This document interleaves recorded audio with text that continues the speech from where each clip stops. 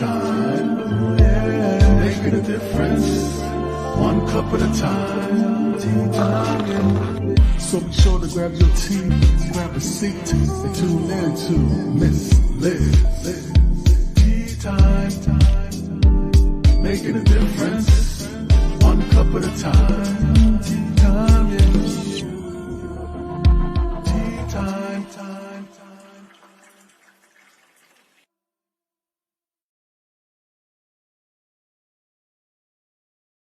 Well, welcome back to Tea Time. That's right, Miss Liz is back. I was here this afternoon with the incredible Audrey Gale, and she got to share a little bit on her book called The Human Trial. So check that out. You can check out that Tea Time on the YouTube channel and all podcast apps out there and stations. So tonight, I want to get you guys over to the YouTube channel, ring that little doorbell, and subscribe, and you will be able to see over 300 plus interviews from all walks of life, from all different countries. If there's not one Tea Time that resonates with you, I guarantee you there's another one that will. And that's how Miss Liz works. I try to get all different topics out there. So tonight I have the incredible Marie Powell in the house, and we're going to be talking about her latest books, Last of the Gifted Spirit Sight. So we're going to be talking about that book. We're going to be talking about her tea. Her tea is Respect, Explore, Attitude, Lifelong Learning. I did get the attitude in there, Marie, because we talk back and forth. So a little bit about Marie and disclaimer, and then we're going to spill some tea with all of you guys. So please enjoy. Disclaimer for Miss Liz's Tea Time live show. Miss Liz, myself, is going live using StreamYard. Before leaving a comment, please grant StreamYard permission to see your name at StreamYard.com. Please be advised that the content brought forward for any show and Tea Time hosted by myself, Miss Liz, is always brought forward in good faith. However, may bring forward dialogues and opinions that are not representative of the giving time of airing. All Tea Time guests and audience participants, for some where they may be emotionally at risk, it is significant to know that this show is engaging in discussion forums only to offer and inspire awareness and connection, and is not providing therapeutical advice. If you have any questions about the disclaimer or the panelist discussion, you may freely contact me, Miss Liz, through my email at bookingmissliz@gmail.com. Moving forward, should you choose to voluntarily participate in tonight's show in any aspect, I myself, Miss Liz, welcomes you. And should you decide that the show is not made for you at this time, I respect those wishes and will see you at a later show at a later date and time. And again, all Tea Time shows are done on Thursday, 3 p.m. and 7 p.m. Eastern Standard Time. If it's not a Thursday, it is a rescheduled Tea Time, a surprise Tea Time, or a special Tea Time, because Miss Liz does all of that as well.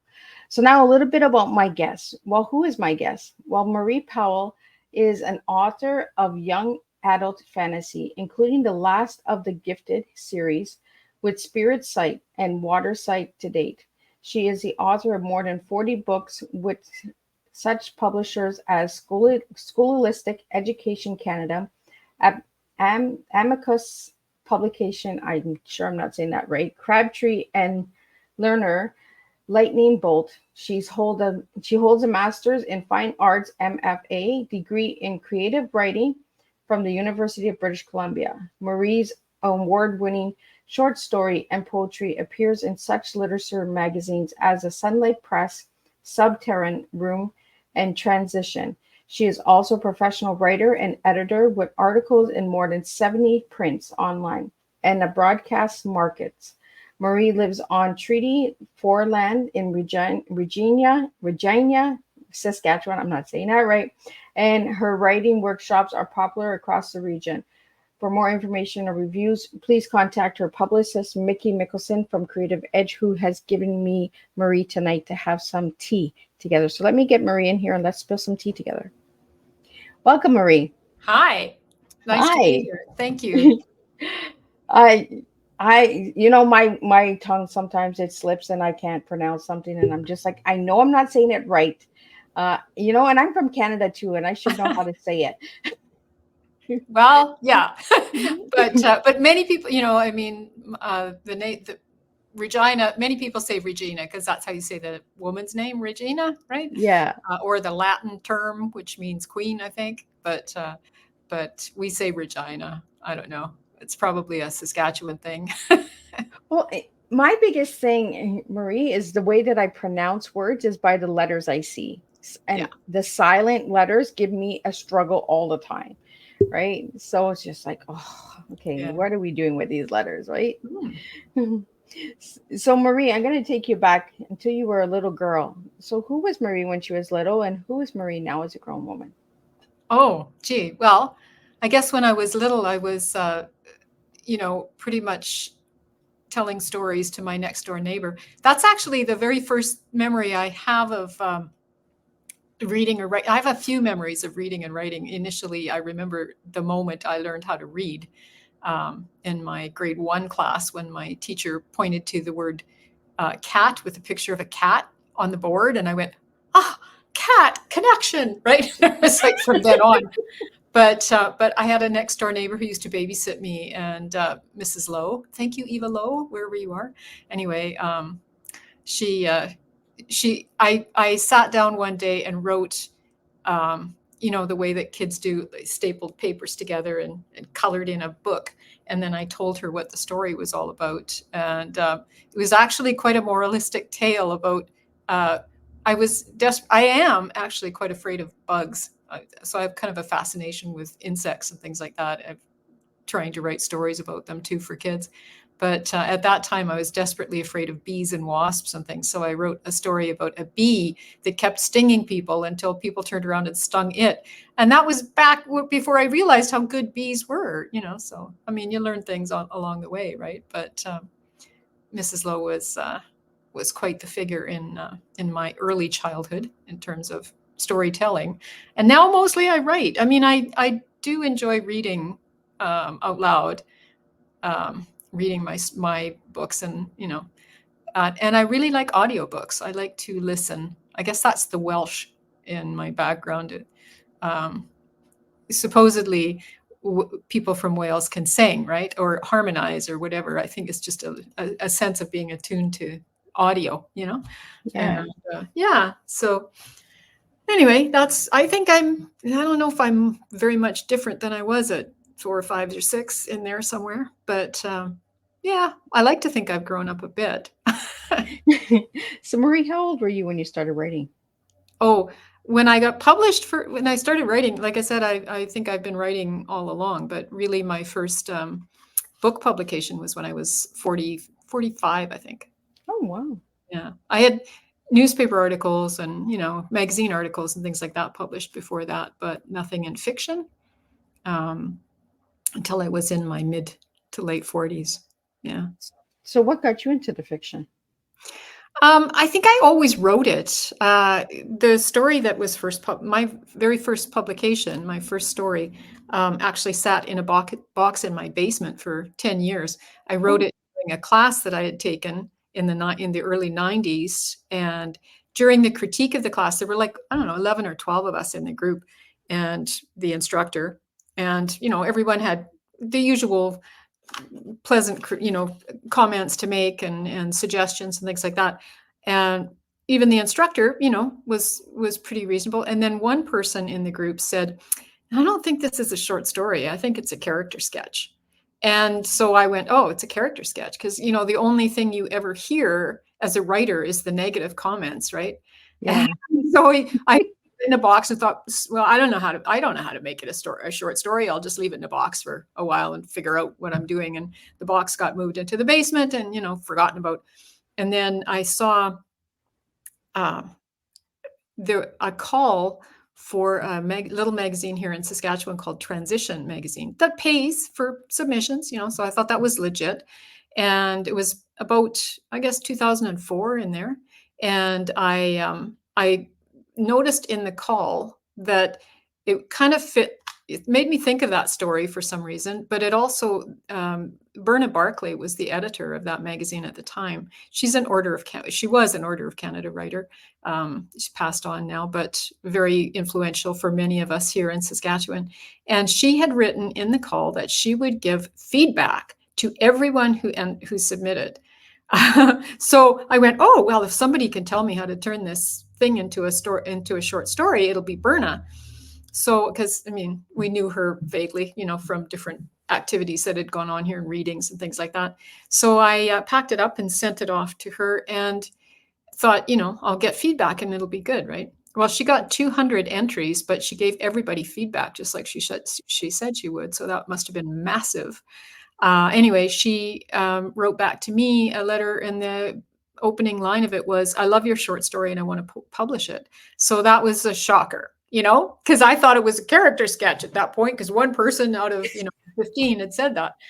Anyway, like I said, you always hear the negatives, right? Yeah. More than you hear the positives. And but that was the first thing I had published, and then I submitted to a call with Scholastic Education and had a wonderful, wonderful experience with a nonfiction book for kids called Dragonflies Are Amazing.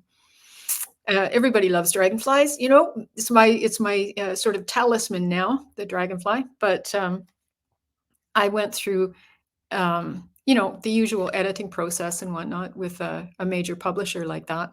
And it was amazing. It was great. And the book that they came out with is gorgeous. It's a beautiful little book that's still in print today. And it has, really colorful pictures. It's kind of geared to helping reluctant readers learn how to read, which fits Oh, my profile really well, because what I do with my other hat on.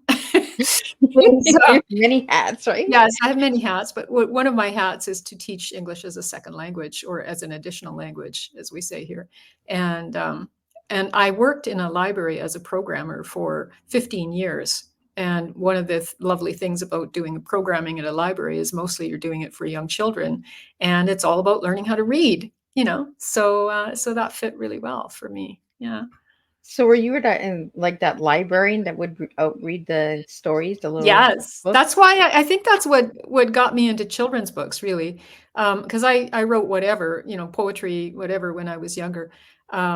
But I started writing children's books partly because I took a class in children's writing with wonderful Alison Lohans from here in Regina. She's a really lovely person, and a very good mentor, teacher type person, and also an excellent, I think she has something like 30 or more books for children of all ages, up from preschoolers right through till sort of middle grade and young adult.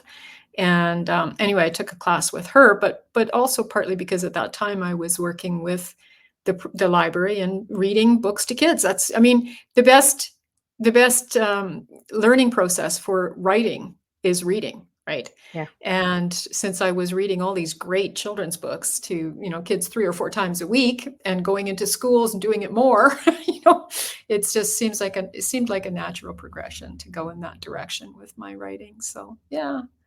So Marie, what book stood out to you that you didn't write that you loved reading to the children? So many, now that you've said that, I can't think of any, but we read 5 books every session for sure. And we did, finger plays and old nursery rhymes and felt stories and all kinds of things. I remember felt stories. I really liked the 5, 6-year-olds, the learning to read section, of when they're actually doing that activity, learning how to read. And telling stories, right? I used to have these incredible. The woman I worked with was a very good programmer, and she was very artistic, and she could do these great drawings on felt. So we had all these really great felt stories, and one of them was, here's 3 pieces of felt. If you were going to tell a story about this, how would you arrange these pieces on the board? And the kids would come up and, put the pieces in and tell the story. And it would be things like that, the way a frog goes from a tadpole to a frog, or, the flower going from a seed to a flower, that type of thing. So sequencing the story, and kids are great at that. And it was really fun to hear their versions of the different, it sounds like a really simple story, but you put it with this 5 or 6-year-old, and you get some amazing story with all kinds of character in it, and different types of flowers and different types of. And there was one with a butterfly, of course, becoming, a cocoon becoming a butterfly kind of thing. A caterpillar, cocoon, butterfly, that type of thing, right? Well, that brings Yeah. back a lot of good memories, those felt stories. Yeah, Because I was going to say, and that makes me think of one, the Eric Carle story about the hungry little caterpillar was one that we used to read all the time. And there's one about, Jan Brett wrote a story about a mitten that gets filled with a mitten that gets left out in the snow by a kid, from the grandmother knits a mitten and the kids leaves it out in the snow, and all these animals come and get into it as the snow is falling, and the mitten stretches and stretches and stretches. And we used to act that out with them. We had a big piece of white fabric, and we would, back in the day before COVID, when you didn't have to worry about social distancing quite so much. But we would get this big piece of fabric and unroll it and get all the kids, to come be the different animals getting into the mitten. And then, of course, at some point, somebody sneezes and the mitten goes flying and the animals all fall out. And they loved it. We used to do things like that all the time. So it was more like improvisational acting or something than it was like reading, really. I don't even know if they're still doing felt stories. Well, that's a good question. Yeah, because COVID, changed all that. We used to use puppets and all kinds of things, and they can't do that now in our library. They can't use the fabric hand puppets, because of the possibility of, they just don't allow that anymore. They don't allow fabric and that in the mix, I don't think. So, I wonder if any homeschooling parents are using those felt stories. I don't know. Yeah, it's a good question. But it was a lot of fun to do that kind of thing. You can do it without fabric, I think. You could just, if I forgot the piece of fabric, we used to do it anyway. And I would just do it with my, I'm rolling it out. And the kids would all come and sit in a little huddle and then go flying when it came time to go flying too. So it's not necessarily that you have to have fabric, but it is kind of a fun way to do it. And you could do, maybe a piece of felt on the back of a piece of paper, have the drawing on a piece of paper, or something, or even a piece of plastic, colored plastic, like you could draw on it and cut it out and use that, I suppose, and stick that up against magnetic things, maybe put a magnet instead of a fabric. Yeah, right? I think there's ways around it. There's always ways around these things, right? There's always solutions. Yes, there's always solutions if you allow it. Yeah. So Marie, out of your 40 children's book, which one do you recommend the most? Oh, all of them, because they're really good. Like they're all. I did 35 books that are in series of 6. 30. Wait a minute, that's got to be 36 books then, right? Anyway, whatever the number is, 30 some books that are series of 6 that are geared to teaching kids how to read. And my dragonflies are amazing. Like I said, I always show that one because it's still in print and it's one of my favorites still, I have it on my website. You can see the very first book, I think, and the one that they say in the copy is my favorite is Dragonflies Are Amazing. Still one of my favorites, but I love them all. They're all great. I worked on those series with Amicus Publishing with a wonderful editor, Jenna Giesner, and we worked with Amy Cartwright, the illustrator from the US, who did all kinds of really great groups of children playing at in some of the different stories. These stories are like 100 words long, but they're very carefully chosen 100 words. It takes a fair bit of effort to write a good beginning reader that makes the kids want to read. Yeah. And I've had really good response to those. At one point I was at you do these book sales as an author, right? And it's kind of, I'll be honest with you, it's often disheartening a little bit because nobody ever buys books from authors at these book sales, right? They come and they look and they wander off, and it's like you're sitting there going, please buy a book. But anyway, the one sale I was at, or event, I guess it was, there were tables all of different kinds of craftspeople all over the place, and it was in a community hall here. And I was asked to come in as the local writer, so I had my children's books sitting out there. That was before these books, the Last of the Gifted series. That's a young adult series, but these other ones were children's books. Anyway, I had them set out, and this dad came over with, his kids in tow, a couple of little toddler type kids in tow. And he looked at the books, and the one kid picked the book up and asked him if he would read it. And he said, do you mind if I, and I said, no, sit down, read it. That's great. That's what they're for. Right. So he sat down with the kids and he started reading, and another little kid came over from somewhere, and another little kid came over from somewhere, and all over the hall, in the end, he had about 10 kids there, and he read them all of ended up being the reader and read them all of the books. Nobody bought any, but But it was a great afternoon because all these kids, like, it was interesting to see that. He started reading, and the minute he started reading, all these kids started to come, from all over the hall, wherever they were, and whose ever parents, I don't know where the parents were, but the kids all came. And eventually the parents came too, I guess, and stood around and watched. But it was really fun to see that. That's like, they're all books that are designed by they're traditional publishing. I don't publish my own, but the editors and the publishers do such a good job with educational books of making them attractive, especially the ones that are geared to reluctant readers. And mine are accelerated readers. The 30 some that I did were in an accelerated reading program. So the whole job of that is to get the kids interested, to get the kids engaged, and make them want to learn to read, and be excited a little bit about reading. Well, I think it's really cool because it is hard to sell books. Anybody Yeah. that's written a book, it is hard. A lot of people come and check the table. They see Yep. what the book's about. Then I'll be back, but they never come back. Well, and they're not cheap. Books are not cheap. Like the books, these books, they're I can't even get them for inexpensive prices. Like, it costs me to bring them in, and then I have to pay shipping to the US and so on. So I mean, I'd be giving them away, right? If I sold them for too little. But the one place that does buy them is schools and libraries. Like, I would just walk in with a set of the 6, and I, put them on the desk at the school and say, if you'd show this to your teacher librarian, here's my invoice. If they want it, happy, you can just send me the check, basically. And if they don't want it, I'll pop back in and pick it up, right? And they always sold. I almost never had to go back. I don't think I ever had to go back and pick them up. Basically they sold themselves, right? So to schools and libraries, it's easy, but they have kind of like a budget for that, right?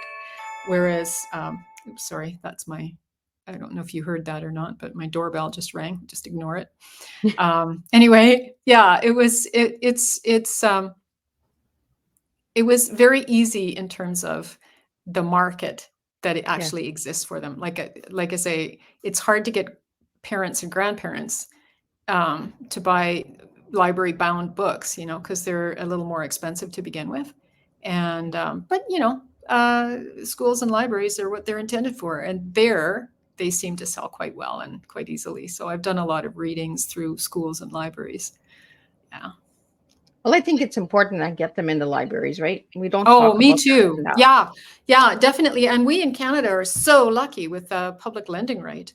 I mean, the whole fact that people here, authors here, are supported by the public lending right, so that if we get our books into different libraries, the government takes a look across the country once a year and sees where books are. If you register your books, they'll look for them in the different libraries, and if they find them, they give you a small royalty, for it. So I mean, that's incredibly valuable. That kind of support to an author is twofold, right? Because it gives you a shot in the arm. It's like, yes, your books are out there and people are reading them, and we like that, and the second is a little bit of money, which always helps, right?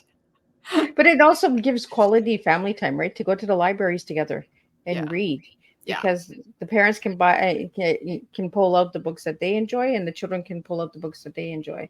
And I just taught Sage Hill writing experience for teens here in Regina. That's an amazing program for both adult and teen writers. But the one that I taught here was a face-to-face in our public library, in my local library here, Glen Elm Library, which is small. It's in a suburb, like a sort of a suburb, I guess you could say, of Regina, that's kind of low income in a way. And the library itself is gorgeous. It's got these big, beautiful windows letting the sunlight in. It's got all these comfortable spaces all around that, and the one day that we were there, the one morning, the library was actually closed, but there was staff in the library. So they said we could, go in and look around, right? They gave us a little tour of the library and so on. And everybody in the group, we had 11 young writers between 13 and 17, in the group. And everybody found a spot in the library and sat and wrote for a little while. It was really cool. Yeah. very quietly, everybody in their own sort of, and a couple of them together in the window seat at the window, and a couple others curled up in the big chair, and so on. It was like really cool to see that, and to see them making themselves at home in a public space like that. Like they say here, the sort of slogan, I guess, is to have a welcoming space. And I think the libraries here, we have 9 branches in Regina. Wow. Regina is not a big city. It's like, what, 220,000 or something like that. We're not huge, but we have 9 branches of the library, and I hope they all stay open because they're so useful for people. Both my ESL adult students, because our libraries also have books specifically designed for ESL readers, adult readers who don't want to read kids' books, who want to read some, like a small novel, something like that. And someday I'm going to write one of those. That's what I would like to do someday. Just because it's on your bucket list. Yeah, for sure. So Marie, how did you get into the youth writing? The youth? Well, how did I? I guess because my kids grew older, and I wanted, I started reading books when I read to them until they were quite old, 12 or 13. But also then I read books that they were reading, just so that I was kind of up on what was going on and so on. I know a lot of children's writers as well. There's a couple of organizations that I'm in that really help with giving you ideas as a writer about what you might write, or different age groups you might write for, or how to write for different age groups. One of them is CANSCAPE, right? The Canadian CANS Society of, trying to think of the acronym, but it's the Canadian Society of Children's Authors, Illustrators, and Performers. That's what I think it is. CANSCAPE, excellent group. There's the Society of Children's Authors and Illustrators, which I'm always saying is Squibby. I'm not sure how you say it in the States, right? There's that group as well that are geared for children's writers. Children's writers, in spite of, Harry Potter, most children's writers don't make the big bucks. It's like I say, kids' books are often, the market actually is schools and libraries more than it is people that would buy books in the way that people buy bestsellers and things like that, right? So there's a notable exceptions like the Velveteen Rabbit and, Harry Potter that will live forever and all that kind of stuff. But there's a wealth of children's books that are excellent books, really well done, really well put together, beautiful books that are just books, like, about them when you have kids, and after your kids grow up, you kind of forget, because you don't go back and read those, right? But yeah, being in organizations, I think, helped me a lot. Being the library programmer too, because of course there I was working with kids of all different ages. I did my preschool and toddler time, and I started a group just for the 5 to 6 year olds for a few years. We called Kinder Story Time. And then the middle grade groups, we had several sort of craft and book based programs going on. And then we had the young adults at that time, and we had young adult advisory committees where we'd get kids from the schools, try and recruit them in to, tell us what they wanted and all that kind of stuff. So that was useful for me when I first wanted to. They are very good at giving suggestions for what they are reading too. The kids in my advisory group were always telling me, "Oh, you got to read this one." And I'd read these books and go, "Oh, I love this. I have to write this." I'm one of those people. I don't write because I can't find what I'm looking for or something. I write because I'm inspired by really good writers, and I want to be one. So that's where my effort goes. So how did you get this series started? Oh, yeah. Okay. Well, I'm Welsh in background, right? And my grandfather was a Welsh speaker, but basically by the time I was born, I'm the last in my family. My grandparents were already passed on by the time I was, born, basically. And when I was a kid, and you do those activities in school where the teachers tell you, find out about your grandparents, interview your I had no grandparents to interview because they were gone, right? So, but I was always really, I think that made me kind of fascinated by them. So anyways, when I was in my 40s, I decided I'd better go to Wales and find out, what it really was all about, because I've been fascinated with it all my life, right? So I had the opportunity to take my kids with me, and we went to Wales on just a kind of a family holiday. And we were touring the different castles because, Wales is known for having 400 and some castles in ruins all over the place. It's a little teeny tiny country too. Like you could fit it in the far west section of Saskatchewan around Cypress Hills. It would fit right in there. It's little, compared to and Saskatchewan is the small province. PEI is the really small province, but basically we're a pretty small prairie province. And it's like a tenth of the size of Saskatchewan. So it was like, anyway, we decided we'd go and we were looking at all these different castles. And as we were touring them, I realized that they weren't Welsh castles. They were created by Edward I, the big ones, the Conwy and Beaumaris and Carnarvon, the ones that we were going to visit. And I had bought all these tickets, right? Like you buy a ticket for 7 days or whatever, you can go to umpteen different castles. So I thought, well, I wonder if there were castles, the Welsh princes, because you hear about these Welsh princes, or at some point there were Welsh princes, right? And we happened to be staying on a sheep farm at Dolwth in northern Wales, in Gwynedd. And just beside where we were, about 5 kilometers down the road, was this great big ruin called Dolwth Castle. And so we thought we'd drive over there and see what that was all about. Looked big, so you could see it from the highway. So we thought we'd go in, and we got in there. And like when we had gone to the big Carnarvon, Conwy, and those other castles, there were people everywhere. It was big, it's sort of a tourist thing. There were guides to, you could buy a guided tour of it. You could get an audio tour, or whatever, and do it yourself. You could, there was a little gift shop and, all that, right? But when we got to Dolwth Castle, there was nobody there at all. We were the only car in the parking lot. There was nobody to take my ticket. I had tickets, but there was nobody to take them. So we were like, oh, this is weird, and there were all these signs, right, that were like people falling off of rocks. It was kind of like, enter at your own risk, right? That kind wow. of thing. We're like, oh, where are we? Anyway, it was gorgeous countryside though, like a beautiful waterfall and, a gorgeous hills, like mountainside, basically, where you're going up, and this great big fortressy looking black, tower at the top of it. So we climbed up, and we went in to the area where it is. Like, it's not fenced or anything. It's just a bunch of old ruins, really. Anyway, we went in there, and the first thing we saw was the entrance was way up, like on what would be to me the first floor, the first story up kind of thing. It wasn't at the bottom where you kind of expect to go in somewhere. So we're looking at that going, oh, that's interesting. There was this kind of stone step thing leading up to it. So we went up and we went in, and there were kind of placards, like big postery things set here and there around the main floor, telling you, about how the Welsh lived at that time and all that.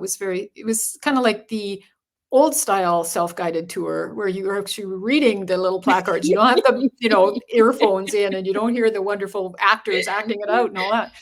Anyway, so we were walking around reading these and realizing, like, in that castle, it's all big, sort of one big room. And I guess everybody slept together, the men on one side of the room and the women on the other side of the room. And there was a hearth there that would have been the stove with the, like the kitchen, little tiny kitchen area sort of beyond it, but the stove to hearth, whatever, the furnace, essentially, that isn't a furnace, like the wood burning thing, was right there that would have heated this. And stone castles are chilly, Anyway, it was all kind of one big room. There was an upstairs, and as you went upstairs, there was a battlement around it and all that. We were reading about the history of my city. The First Nations history in Regina is that for a period of time, the First Nations were told they couldn't come into Regina, or they could come in, but they had to leave at 5 p.m. or whatever. And if they were going to sleep overnight, they had to be in where the exhibition grounds are now. And, it was very restricted and all of this, right? And they couldn't speak their own language and many other things. And we were reading the placards, and it was the same in Wales. In 1282, they lost a war. And by 1284, there were all these restrictions, and the Welsh couldn't stay in the town overnight, and they couldn't speak their own language. They couldn't do business in their own language, with real threats like their tongues would be cut out, whatever, things like that. And this went on basically for a few hundred years there, and we were Wow. looking at that going, wow, because we had just been driving down the highway where all the signs are in Welsh, right? And the schools, or the girl that the farm family that was renting us the farm we were staying on, their daughter was learning in Welsh. It was a Welsh only, like in Quebec where it's French only schools. Yeah. They had Welsh only, like Welsh first language schools, and English was a second language and all this. So we're going, well, that's amazing. How did this happen? Like, if they couldn't speak their own language on pain of, horrible things happening to them, and they weren't allowed in their own towns and things like that for that many years, how did they come back with this, their language is back again and all of that, right? So I had to find out more about that. And we went up onto the battlements and we were looking around, and according to the placards, that area had been invaded in 1282 by the English, and there were in the surrounding countryside 3,000, somewhere between 3,000 to 10,000 English troops descended upon that castle and basically took it. And so up on the battlements, we were looking out, and I mean, just looking at it, one of the interesting things was that was apparently the first time that anyone is recorded using camouflage, because Edward I's wife and ladies, I guess they created all these white cloaks to put around the troops so that they could sneak up the hill in the snow, and I know snow, right? I'm from Saskatchewan, so snow is a very From common Canada, thing here. no snow. Yeah. Well, this was May, so there was no snow on the ground, but we were looking out, and I could imagine that. I could imagine those mountains, the long, long hillside of the mountain, sloping down, being covered with snow, and all these troops descending upon them, and looking out and suddenly seeing all these troops, like, wow, how scary would that be, right? This is not a big castle. It's quite little, I mean, it's tall, but it's like, and you'd just have your guys in there with you, your family, their families, their wife, kids, whatever, not, they were technologically outmatched by the English. The English were way more technologically advanced in their armor and their, fighting and everything than the Welsh were. The Welsh were fierce and ferocious, but, more like farmers, like rural, and everybody fought. There wasn't really, there were knights and, well-trained guys for sure, well-trained, both men and women that were able to fight, but not many of them. It's a small country, right? And just looking at that going, oh my gosh, what would that have been like? And I just had to write about it. I came home and spent the next 10 years trying to write these stories because, it just struck me. I'm actually writing the third one now. There's 2 out already. But I'm working on the third one now about surviving that, because what interests me is not so much the war itself. There's information about battles and things like that. But given that I'm from a farming area and that this was a rural kind of farming country, I was interested in how they survived, like how you could keep your language intact. My grandfather had apparently told my father, and he told me stories about how the Welsh, in his opinion, invented guerrilla warfare and, and kept the language going kind of underground in the mountains of North Wales for, to pass down. My grandfather was a Welsh speaker with quite an accent, I guess. So he really was a Welsh first speaker. Not that I ever met him, but these are the stories that come to you, if you start asking people about people who are no longer with you, and the stories you get are quite interesting. But anyway, that interested me. How did they get through it? How did they survive it? So the stories that I'm telling I'm using fantasy, I'm using Welsh legends and Welsh mythology. And basically, I have 2 siblings who have magical abilities, and they use their magical abilities to help their people survive the invasion of Wales and the war that basically where they lost everything. They lost their country, they lost their language, they lost their system of law, and everything. But they somehow survived it, and 800 years later were able to bring the language back pretty much intact, as I understand it, the way it was spoken in the 1200s. So that's pretty interesting, that you could kind of have that ability to just hang on to your traditions for that long, in such a way as to reinvigorate them, when the time comes, and you get your freedom again. So, which was, I guess, in the 1990s in Wales. Really, they had an independence movement in the 1900s earlier on, but it really gained the ability to speak their language and to have the schools in their language in the 1990s. So, quite a reinstatement, I guess you could say, of language and culture going on there, which I just thought was really fascinating, and something that is very topical in other countries and other cultures today. There's still horrible wars going on and genocide and everything. I think this story, how they got through it, is gives me a lot of faith in how we as a people are going to survive our century.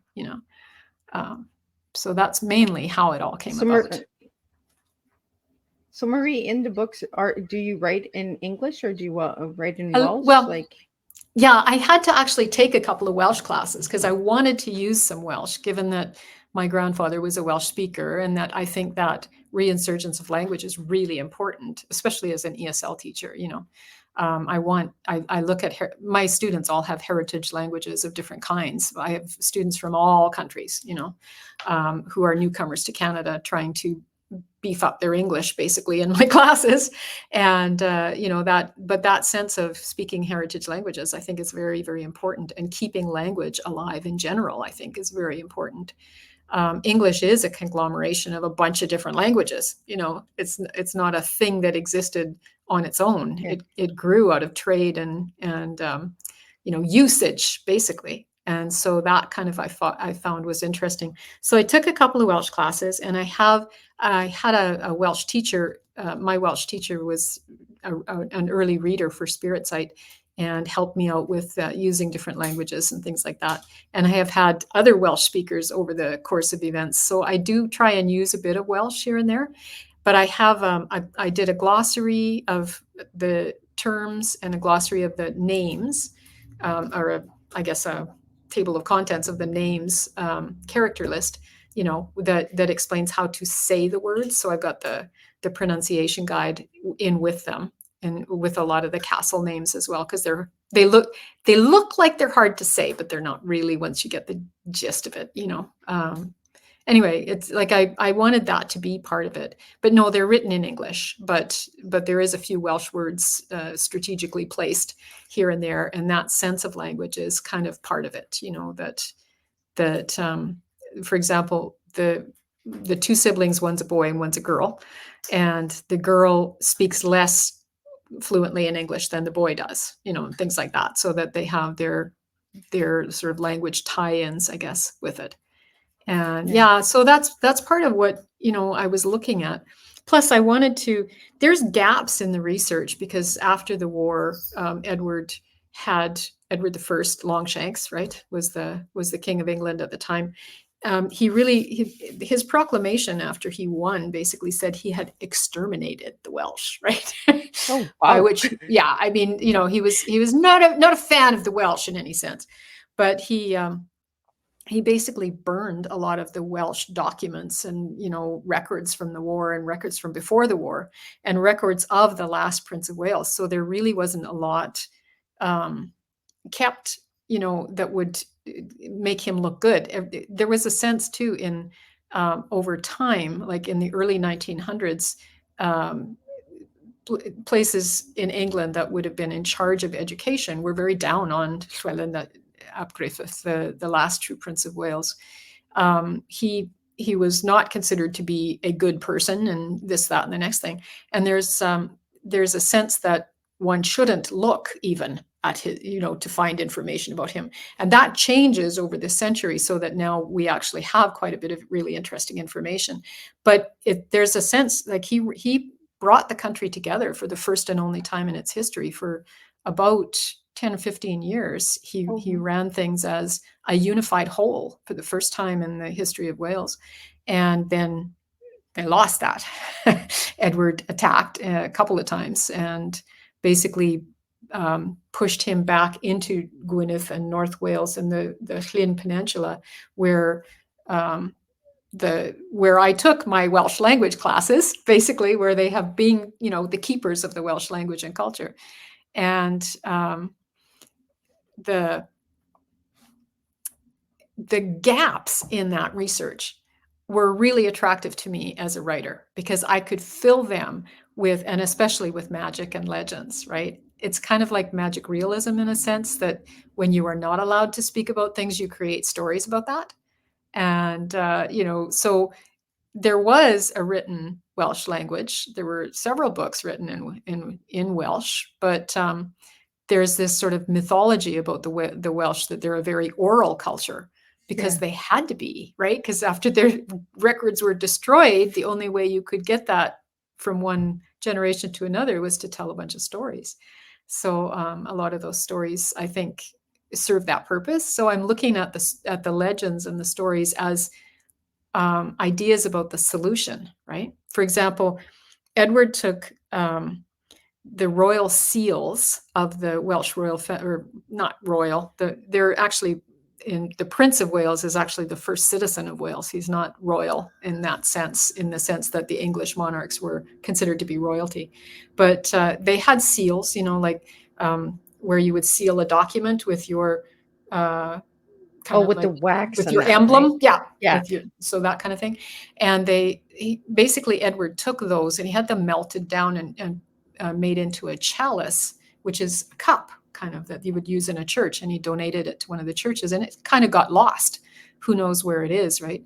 So I could use that, right? And I could think about what if, the other thing is, my family, the Powell family, one of our, which is like one of the backgrounds, I guess, the family lore that comes down to you, is that we are the keepers of the chalice. And I always thought that was kind of mythologically referring to, the chalice of Christ, right? The Last Supper and all of that, the Holy Grail that the Templars had, and all, that kind of legend.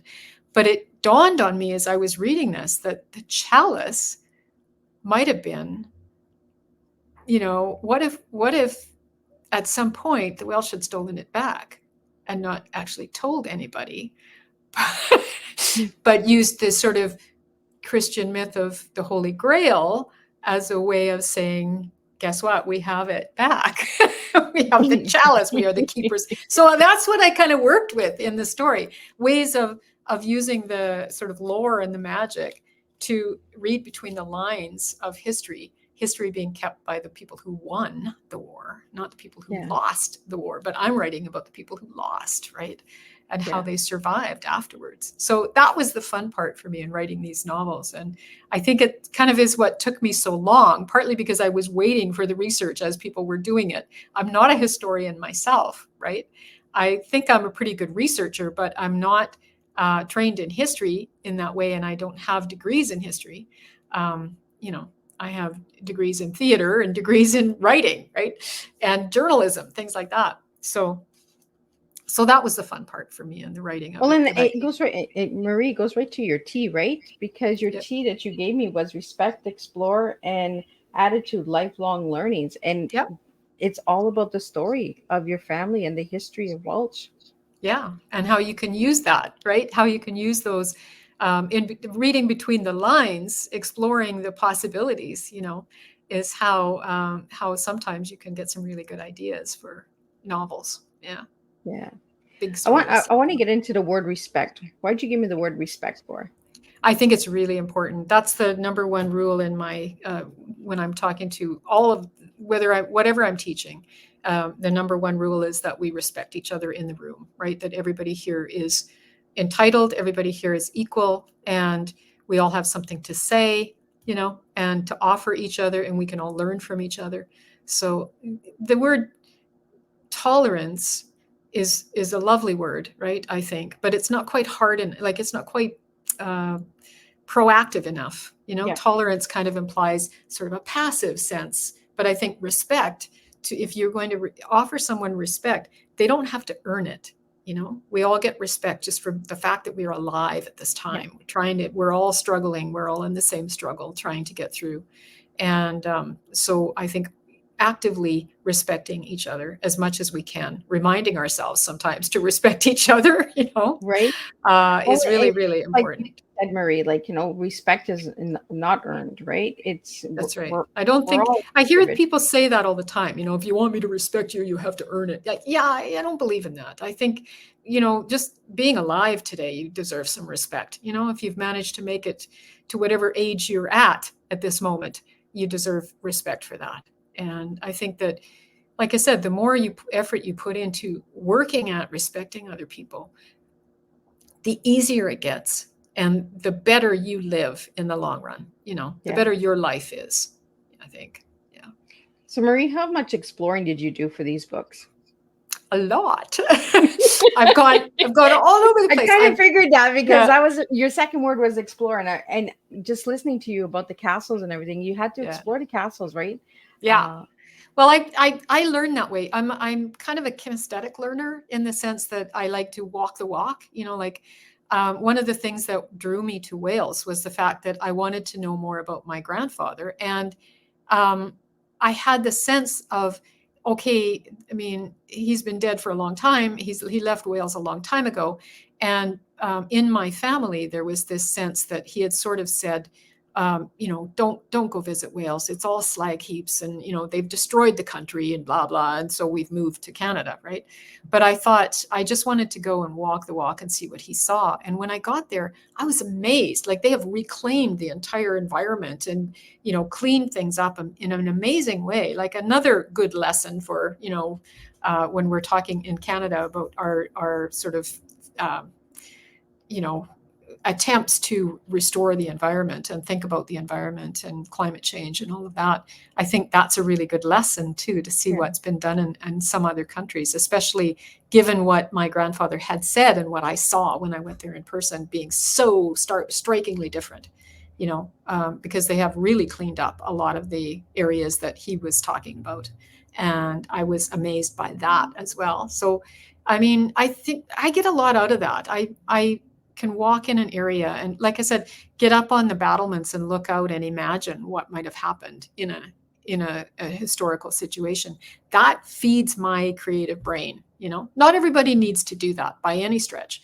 People can explore in a lot of different ways. You can sit in your armchair and read a book and get all kinds of ideas like that too, right?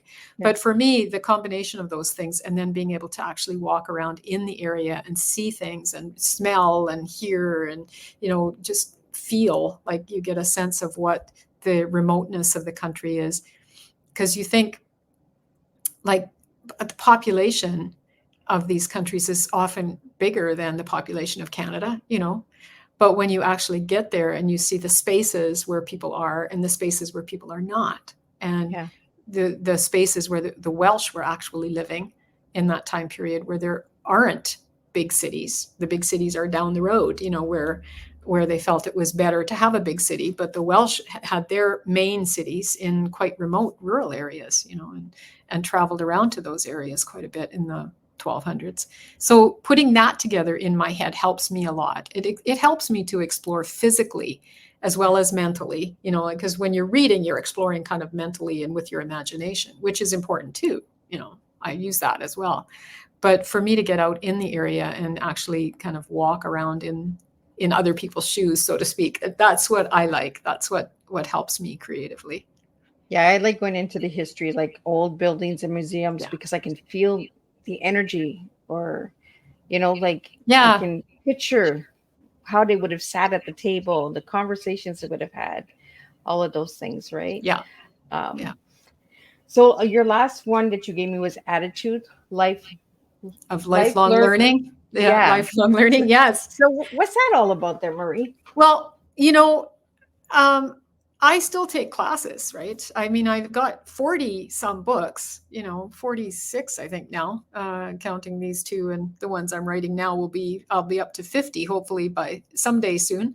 But basically I still take classes too, as well as teach classes, I learn from my students, but I also take classes from people I think are excellent writers, or just who have something interesting to say that I want to hear.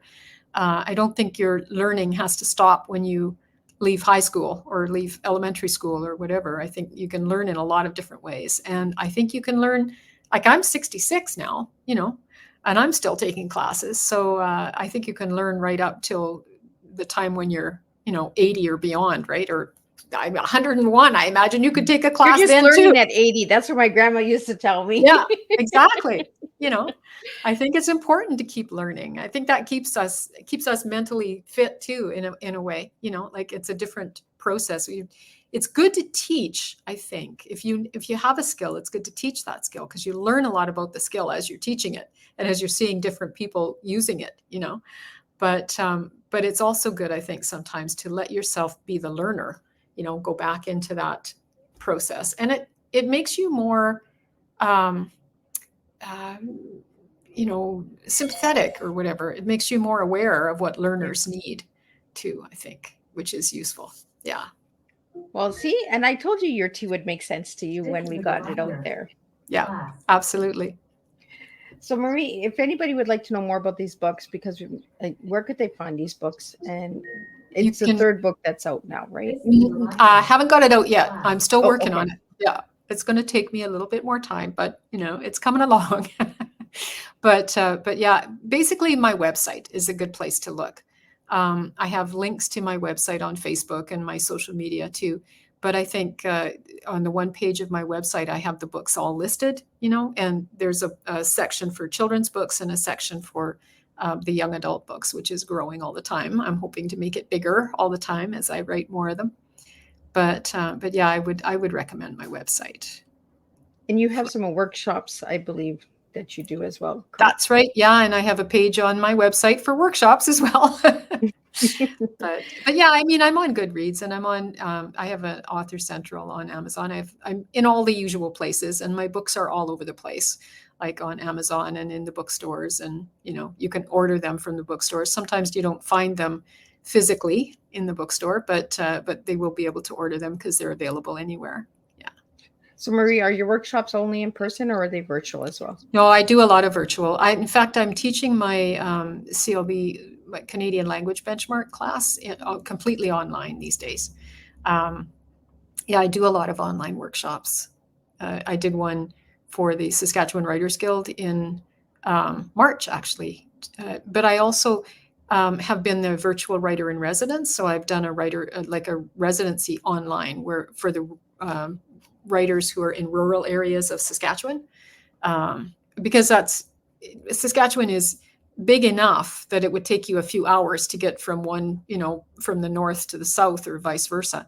So it makes sense for us to be online. And I use Zoom mostly for, giving workshops and classes. And I've done workshops for schools where I've gone in person, and I've done workshops for schools where I've gone in on Zoom and done it that way. And I'm happy to do either.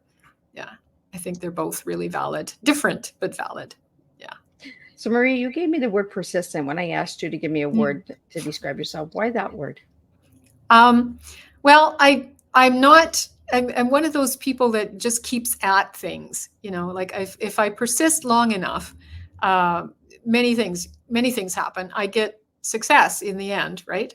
But also, if you make a mistake and you persist long enough, you can outlive your own mistakes, which is kind of nice. And also, like I said, just that people sometimes say, how did you get 46 books published? Well, you just keep doing it. You don't let things stop you. You just keep doing it and you get better and better. That's my hope anyway. So what final message do you have for everybody tonight? Just, I think it's really important to believe in yourself. And I think it's really important to remember that you are the bottom line, right? If you believe you can do something, then just keep on until you learn how to do it as best you can, And also, if you want to be a writer, I would say read, definitely. And even if you don't want to be a writer, read anyway, because it's fun, right? But basically, yeah, just believe in yourself, because nobody else is going to if you don't. So, Marie, do you want to just read out your website for the audio listeners? Oh, sure. Let me think. So basically, it's mariepowell.ca. So if you can remember my name, you can find me online. Marie Powell, Mariepowell.ca for Canada. Marie Powell from Canada. That's who I am. There you go. Well, it was a pleasure having you, Marie, with me tonight and sharing your tea. I always enjoy these history stories because I love history. So be sure to go out and grab a book, check her out. If you'd like to reach out to her, check out Creative Edge, Mickey Mickelson, and he'll hook you up like he hooked me up. And Yeah. we will be back next week, same time, same place, and we're going to serve tea all over again, but a different TEA for each one because we do storytelling and words in Miss Liz's house. So until then, I'm going to wish you guys all a beautiful weekend. Make sure to take time for your family and friends, and we'll see you all next week, same time, same place, and we'll serve you another cup of tea then.